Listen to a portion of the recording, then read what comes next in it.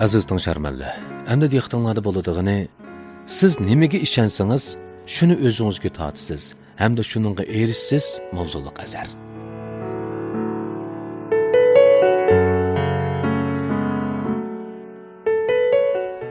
Do'stimning qizi bir necha kun ilgari aspirantlikqa imtihonsiz qabul qilish uqtirishini topshirib oldi. Bu albatta osmondan tushgan omad emas, balki harmay, talmay izlanishning natijasi. Do'stimning qizi kichigidan tortibla olg'a intilishchan bo'lib, o'zining kelgusini aniq nishon qilib belgilagan edi. Apasining so'zi bo'yicha aytgan chaqda Jinjin uni ansirtib baxmadi.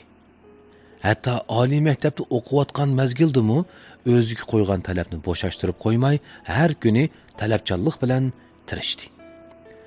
Hozir qizining to'lagan badallariga loyiq javobga erishganligini ko'rib, do'stim nihoyat hayajonlangan holda, qizimning bugünkidek natijalarga erishishining o'zi uning orzu-armonlariga yetganligining ifodasi dedi.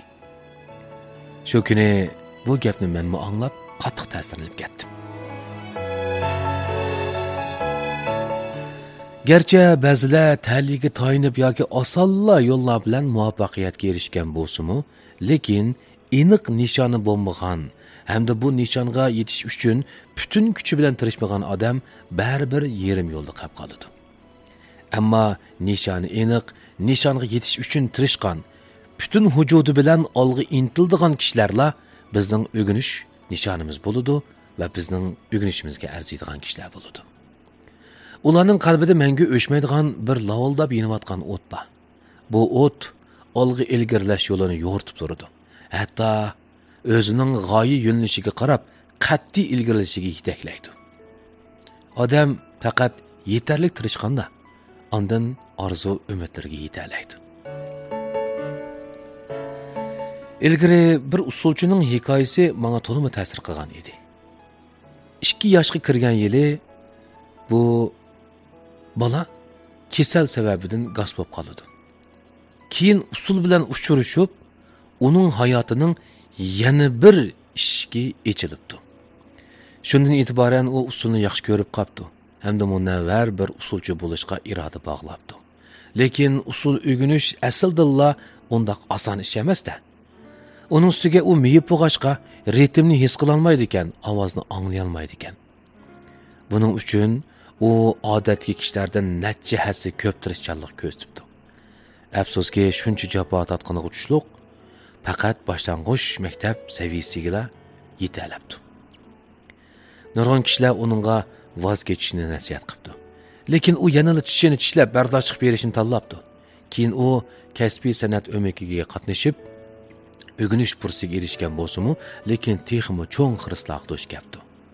O'maki yangi kirganda muallim uning asosiy mahoratini beknachar, nurg'un harakatlarni joriy ishlay olmaydi deb tanqidlabdi. Tog'mi talant yetarlik bo'lmasa, undaqda qanday qilish kerak? Birdan-bir chiqish yo'li tirishish kerak. Shundan keyin u o'zini repetitsiya uyiga solib elib, bir kun ishida tomoq yeyish, uxlashdan boshqa chog'larda qayt mashq qildi. Muzika anglay olmaslik usul mashq qilguvchilarga nisbatan eng cho'ng va qiyin bir o'tkaldir.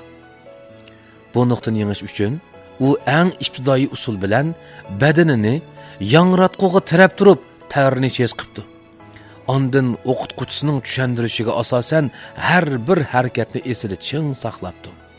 Shunda qilib u qat'iy bo'shashmay tirish mashq qildi. Oxiri u o'qituvchisining e'tirof qilishiga erishibdi. Shundaqli yana texmi ko'p o'yin qo'yish fursatlarga, texmi cho'ng sahnalarga erishibdi. Bugungi kunga kelganda usul orzusini ko'ngliga pukkan bu qiz orzu armonlarga yetib, hamma odam taniydigan dangliq bir usulchiga aylanibdi. U o'sib yetilish yo'lida nurg'un azoblarga duchor bo'lgan bo'lsa-mu, ammo u qat'iy irodasi bilan, qo'rqmas jasorati bilan hammani yengdi. Hech kim o'zining boshlanish nuqtasini belgilay olmaydi. Lekin biz o'zimizning manzilini qaror qila olamiz. Buningdagi oldingi shart o'zingizning qayerga bormoqchi ekanligingizni bilishingiz kerak. Ko'nglingizda qat'iy iroda bo'lgandala, ondan muvaffaqiyat qozongan bo'ladi. Albatta hamma odam o'ngishli hayot kechirishni orzu qiladi. Lekin belgilik turmush tajribasiga ega bo'lgandan keyin kishilik turmushning hamisha ko'ngildagidek bo'lmasligining normal ahvol ekanligini tushunib yetamiz. Shundaqmi? Hammamizning o'ylaganlarimiz amalga oshdimi? Yo'q. Shunga hamma ishning o'ngishli bo'lishini umid qilib, orzu qilib o'ltaganni ko'ra, go'zal turmushga bo'lgan orzu armonlarimizni qalbimizga mahkam pukib, tirishqinimiz afzal. Va shundaqla atrofdagi manzarlarga, biz duch kelayotgan ishlarga go'zal tuyg'u bilan boqqanimiz afzal. Psixologiyada bir tortish kuchi qoidasi deydigan bir qoida bor. Ya'ni siz nimaga ishonsangiz, shuni o'zingizga tortasiz hamda shuningga erishsiz. Ishonishning o'zi bir xil e'tiqod. Bir odam ma'lum bir ishni qilmoqchi yoki ma'lum bir nishonga yetmoqchi bo'lsa, bu e'tiqod kuchlik harakatlantirgich kuchga aylanib, o'zining harakatini, hatto orzusini, hatto ideyasini amalga oshirganga qadar shu yo'lga yetaklaydi. Albatta, murodiga yetish uchun faqat xiyol qilish bilan ishlar vujudga chiqmaydi. Xiyolga tayinib, har qanday bir ishni vujudga chiqarib bo'lmaydi.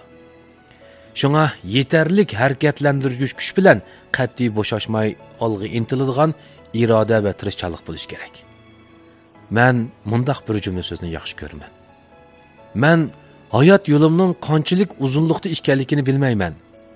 Muvaffaqiyat qozonoladigan yoki mag'lubiyatga duchor bo'lganligimni bilmayman. Bularning hammasi menga noma'lum. Lekin men barliq orzu armonlarimni qalbimga mahkam pukib, eng zo'r tirishchiligim bilan oxirigacha tirishiman. Mayli oldingizda qanchalik uzun yo'l bo'lsin. Mayli qanchalik qiyinlik va yoki tas ishlar bo'lsin. Cho'qim olg'a qarab menging. Nurg'un ishlarni biz oldin bilolmaymiz. Taqdirning ammo izchil o'z qo'lingizda ekanligiga cho'qim ishining. Faqat o'ylashga jur'at qila olsangizlar, cho'qim qila olasiz.